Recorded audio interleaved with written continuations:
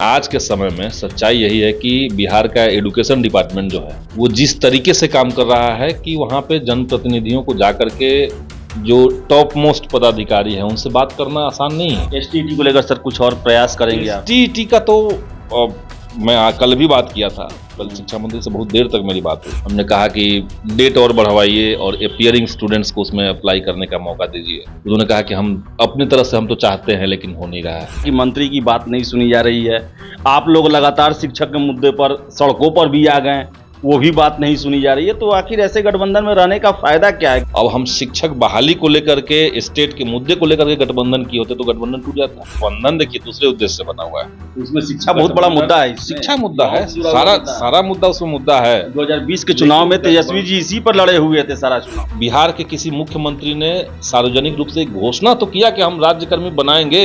कार्रवाई चल रहा है कि नहीं सर आपको कुछ नजर में? ये सरकार अपने तरफ से शायद नहीं करेगी। ये अगर करना होगा तो बीएड छात्रों को ही कोई पिटीशन दायर करना होगा उस पर पुनर्विचार के लिए, और यही मेरे ख्याल से बीपीएससी के चेयरमैन ने कहा था। नमस्कार, आप देख रहे हैं द बिहार टॉप। मैं हूं आदेशपुरी। बिहार में शिक्षक का मुद्दा काफी गरमाया हुआ है। फिलहाल बता दें आपको कि बीपीएससी के द्वारा शिक्षक बहाली की परीक्षा भी चल रही है। हमारे साथ हैं संदीप सौरभ जी और पालीगंज से विधायक हैं। आपको बता दें कि शिक्षक आंदोलन को ये काफी तत्परता से आगे ले गए, अभी तक सफलता नहीं मिली है। सर, सबसे पहला प्रश्न, बीएड वाले को समस्या को आप जानते होंगे। वर्ग 1 से 5 के लिए पूरे के पूरे वो छात्र जो है वो शामिल हुए हैं परीक्षा में। जितने लोग को सुप्रीम कोर्ट के आदेश के हिसाब से अयोग्य ठहराया गया है, शामिल हुए हैं। क्या बीच का रास्ता सरकार निकालने की दिशा में काम कर रही है? ये हमको नहीं पता है कि सुप्रीम कोर्ट का कोई अगर गाइडलाइन आ जाए, कोई वर्डिक्ट आ जाए उसका, तो बीच का रास्ता होता है। आप उसको मानिए या तो कंटेम्प्ट सही है। नहीं ना हो सकता है। सुप्रीम कोर्ट ने अगर कोई डिसीजन दे दिया है, या तो आप और हायर बेंच में जाइए, संविधान में दोबारा से अपील दायर कीजिए, मैंने सुप्रीम कोर्ट में दोबारा से अपील दायर कीजिए, तो उसके बाद ही कुछ हो पाएगा। तो कुछ कार्रवाई चल रहा है कि नहीं सर आपको कुछ नजर में? ये सरकार अपने तरफ से शायद नहीं करेगी। ये अगर करना होगा तो बीएड छात्रों को ही कोई पिटीशन दायर करना होगा उस पर पुनर्विचार के लिए, और यही मेरे ख्याल से बीपीएससी के चेयरमैन ने कहा था कि आप लोग अगर रिजल्ट चाहते हैं कि आपका आउट हो जाए, परीक्षा तो दे लीजिए, लेकिन रिजल्ट आउट होने के लिए सुप्रीम कोर्ट से कुछ मर्सी लाना पड़ेगा आपको। यही बात इसमें बीच का रास्ता कहाँ होगा? तो सर कानूनी मामला है। कानूनी मामला ज्यादातर विधि विभाग के लोग देखते हैं, हम लोग तो कैसे कितना ही क्या कह सकते हैं। हाँ सर, लेकिन एक और चीज है कि नियोजित शिक्षक भी बहुत बड़ी संख्या में शामिल हुए हैं। मैं कल खुद गया था, कई लोग बताएं कि हम नियोजित शिक्षक हैं, कैमरा पर आए भी नहीं भी आए। सर, क्या लगता है कि अभी तक विश्वास बहाली नहीं हो पा रही है कि उनको राज्यकर्मी का दर्जा मिलेगा या नहीं मिलेगा? मुख्यमंत्री जी ने जो कहा 15 अगस्त को, उससे यही साबित होता है कि मर्जी पर है कि मन होगा तो दे देंगे, नहीं होगा तो नहीं देंगे। नहीं, ये नहीं कहा मुख्यमंत्री ने। बातों का लोग निकाले, मतलब लोग क्या निकाले, आप एक बार खुद से देखिए। मुख्यमंत्री ने जो 15 अगस्त को कहा, सोचेंगे नहीं, सोचेंगे नहीं कहा। उन्होंने आपको सरकारी करेंगे, पहले ये परीक्षा हो जाने दीजिए, ये बहाली हो जाने दीजिए, तब आपको सरकारी करेंगे। अब उनका तरीका अपना हो सकता है, लेकिन उसके बाद जब उप मुख्यमंत्री ने भाषण दिया तो उन्होंने तो स्वीकार किया कि राज्यकर्मी मिलेगा। उन्होंने तो स्पष्ट कहा। देखिए, महागठबंधन की जब बैठक हुई जिसमें मुख्यमंत्री, उप मुख्यमंत्री, शिक्षा मंत्री, मैं भी था उस बैठक में, उसमें जो बात हुई डिटेल से। परफेक्शन आईएएस सिविल सेवा, बीपीएससी, यूपीएससी परीक्षा के लिए एकमात्र समर्पित और रिजल्ट ओरिएंटेड संस्थान, बेहतर सफलता के लिए केंद्रित। Perfection IAS foundation course Hindi और इंग्लिश माध्यम में विश्वसनीय गाइडेंस के साथ सुनिश्चित की जाती है। 64वीं, 65वीं, 66वीं बीपीएससी परीक्षाओं में सबसे ज्यादा 107, 69, 131 क्रमशः रिजल्ट देने वाली संस्थान perfection IAS, Kumar tower, boring road, Patna. तो उसमें तो इसी दिशा में बात हुई है कि राज्यकर्मी का दर्जा मिलेगा। अब उसका प्रोसीजर क्या होगा, उसमें कैसे उसका तरीका निकाला जाएगा, इसको लेकर के लोग बातचीत कर रहे हैं। लेकिन संदीप जी, एक और प्रश्न है कि इसमें बहुत लोग ऑब्जेक्शन उठा रहे हैं कि आपने शिक्षक संघों से या शिक्षकों से ही क्यों नहीं बात किया, महागठबंधन के घटक दलों से ही क्यों बात किया गया? ये तो माननीय मुख्यमंत्री को बताना चाहिए कि उन्होंने शिक्षक संघ, या आप लोगों ने सुझाव दिया कि नहीं कि शिक्षक संघों से भी बात करना चाहिए? हम लोगों ने जरूर दिया। हम लोगों तो लिखित में भी दिया है, लेकिन कहाँ उसका कोई ढंग से रिप्लाई आया। अब देखिए, महागठबंधन एक तो बैनर है ना भाई। महागठबंधन तो एक है, तो महागठबंधन की बैठक तो कभी भी हो सकती है, किसी भी मुद्दे पे हो सकती है।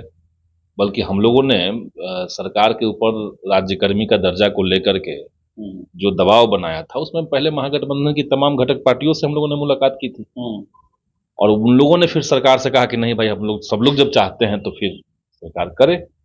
सरकार उस दिशा में बढ़ रही है।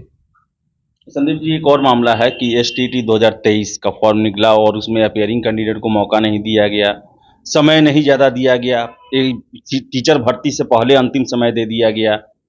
बहुत छात्र, हजारों हजार की संख्या में छात्र फॉर्म नहीं भर पाए हैं। क्या आखिर चल रहा है? 15 दिन मात्र समय दिया गया। बहुत ही मतलब ये आनन फानन में ये कि इस तरह का फॉर्म निकाला गया है, और हम तो ऑब्जेक्शन लगा किए थे कि नहीं भाई, इस तरह से नहीं होना चाहिए। लेकिन आज के समय में सच्चाई यही है कि बिहार का एजुकेशन डिपार्टमेंट जो है, वो जिस तरीके से काम कर रहा है कि वहां पे जनप्रतिनिधियों को जाकर के जो टॉप मोस्ट पदाधिकारी हैं उनसे बात करना आसान नहीं है, क्योंकि वो अवेलेबल ही नहीं है।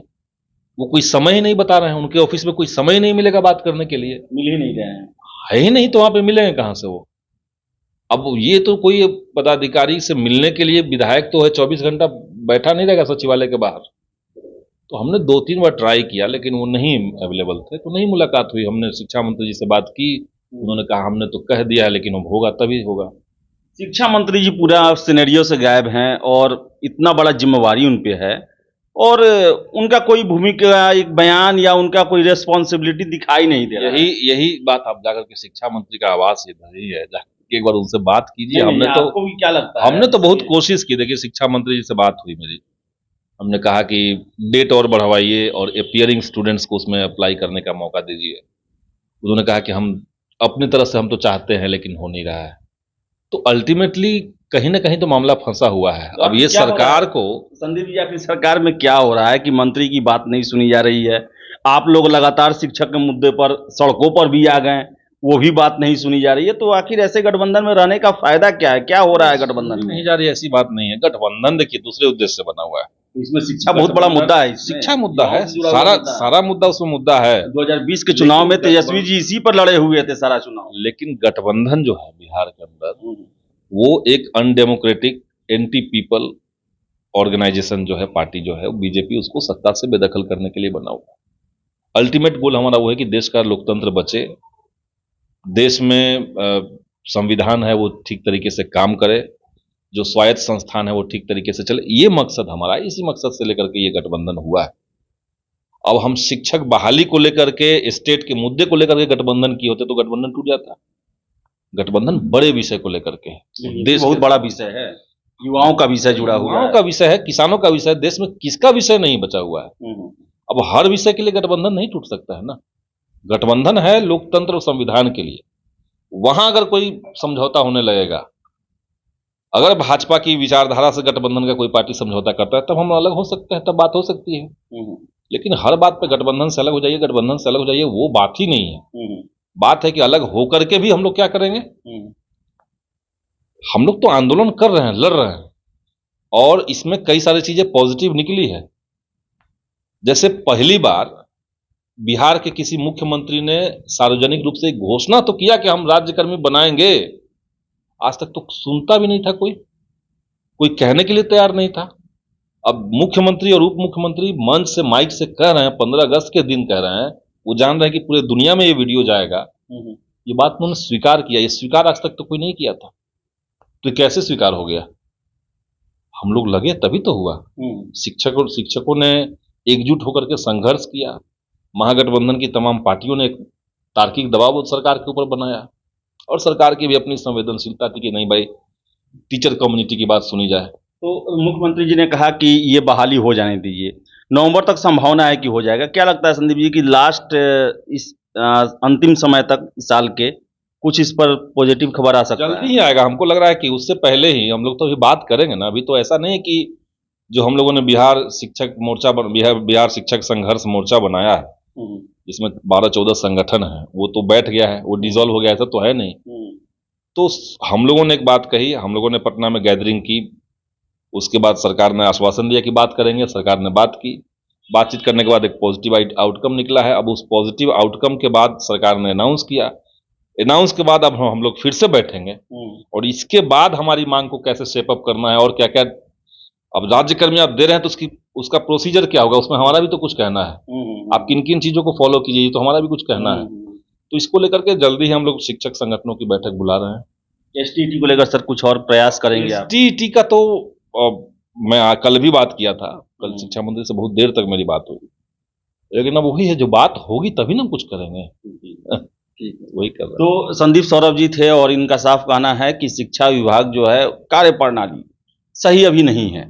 इसके साथ साथ नियोजित शिक्षकों को लेकर कहना है कि मुख्यमंत्री जी ने जो वादा किया है कि बहाली अभी हो जाने दीजिए, जो बीपीएससी का हो रहा है, उसके बाद हम विचार जरूर करेंगे, सोचेंगे जरूर, और उनको राज्यकर्मी का दर्जा जरूर दिया जाएगा। तो फिलहाल इस वीडियो में इतना ही। वीडियो पसंद आया लाइक शेयर करें, हमारे चैनल द बिहार टॉप को सब्सक्राइब जरूर कर लें। धन्यवाद।